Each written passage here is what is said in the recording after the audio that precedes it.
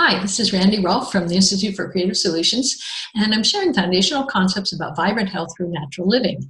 And a couple people asked me how I got started in my interest in nutrition, and so I'll tell you in a couple quick minutes. I traveled all over the world. I was very lucky. My family loved to travel, and my parents took us kids with them abroad every summer for 4 to 6 weeks. And I saw all different kinds of diets and cuisine and all different kinds of people. And I was fascinated by that. Meanwhile, at home, we were doing a typical American diet. My dad was a physician, so he tried to make sure we ate a little bit of everything.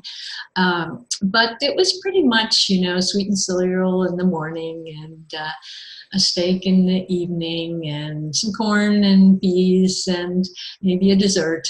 And we were allowed a soda once a day in the summer. And so tried to keep it, what they called balanced in those days. But when I was married, I thought I really should learn what it takes to keep people healthy and happy for 100 years. But I didn't know where to start. I thought I should do some research. And my first job was at a TV station. And I was too young in front of the camera to be believed as a reporter, they told me. So I became a back rim reporter, assigning people to the stories they were going to cover. But one day they said, why don't you go out and cover this scientific meeting? Nobody really wants to cover it, but you can take some notes and see if there's anything interesting. So I'm like, oh, this will be great. Just all kinds of scientists presenting their papers. And I got talking to this interesting professor who was from Hungary, with a very thick accent. And I asked him, what are your newest research showing?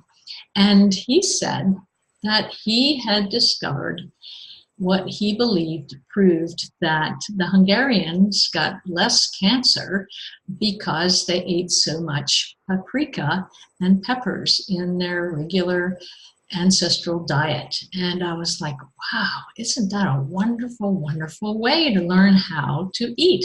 Was to eat the way people had been eating in populations that didn't get the kinds of degenerative conditions that were starting to affect developed countries in such a big way.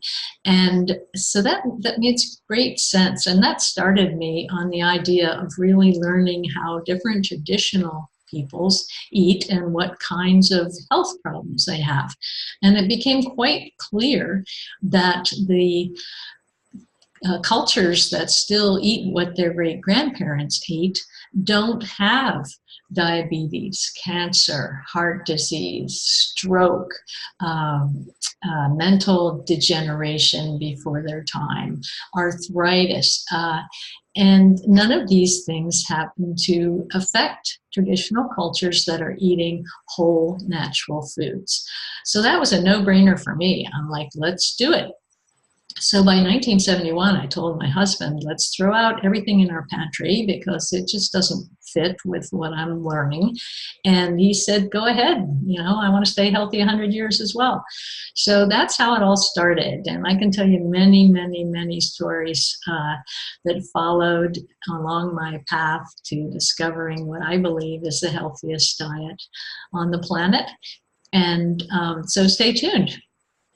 And like I said before, we're going to have a lifestyle webinar within the next 90 days. So subscribe and you'll learn about that coming up.